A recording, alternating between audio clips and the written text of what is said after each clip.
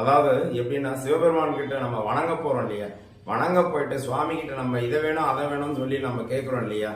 வணங்குதல் அப்படிங்கறதுல பாத்தீங்கன்னா இதை அதை வேணும் அப்படிங்கறதால நம்ம கேட்கணுன்ற அவசியமே இல்லை. நம்ம என்ன தேவையோ அதை அவர் கொடுப்பாரு. இது ஜென்ரலா எல்லாருக்கும் தெரியும்.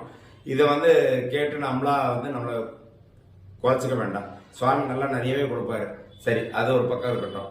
ஆனா அந்த இடத்தான பாத்தீங்கன்னா அவர் கொடுக்கக்கூடிய அந்த திருவருள் பலன் ஒரு பக்கம் இருக்கட்டும், அருள் திருவருள் நமக்கு புரியுறா இல்லைங்களா. அந்த அருளை கூட நாம எடுத்துக்க கூடாது அப்படிங்கிறதும், அந்த கொண்ட அருளை கூட அந்த பலிபீடத்திலேயே நாம கஜஸ்தம்பத்துக்கு அருகில் உள்ள அந்த பலிபீடத்திலேயே சுவாமி நீ கொடுத்த இந்த திருவருளையும் உன் திருவடிக்கே நான் சமர்ப்பிக்கிறேன் அப்படின்னு சொல்லி அந்த திருவருளையும் சுவாமிக்கே சமர்ப்பணம் செய்து விட்டு வந்தால் மட்டுமே நாம் இந்த பிறப்பு இதோடு அரும் மீண்டும் ஒரு பிறவா நிலை நாம் பெறுவோம்.